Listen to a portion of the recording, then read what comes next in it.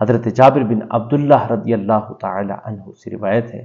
آپ ارشاد فرماتے ہیں کہ نبی پاک صلی اللہ تعالی علیہ وسلم نے ارشاد فرمایا، آقا دو جہاں صلی اللہ تعالی علیہ وسلم نے ارشاد فرمایا، حضور جان جانا نے ارشاد فرمایا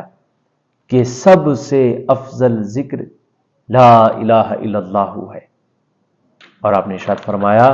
کہ سب سے افضل دعا الحمدللہ ہے۔ یعنی اس حدیث مبارکہ سے ہمیں پتہ چلا کہ سب سے افضل ذکر جو ہے وہ لا الہ الا اللہ ہے۔ معزز سامعین کرام، جب انسان نے اللہ کا ذکر کرنا ہے، اللہ تعالیٰ کا ذکر جب بندے نے کرنا ہے، تو پھر سب سے افضل ذکر کیوں نہ کرے؟ پھر سب سے افضل ذکر وہ کیوں نہ کرے؟ تو اس حدیث مبارکہ سے ہمیں معلوم ہوا کہ سب سے افضل ذکر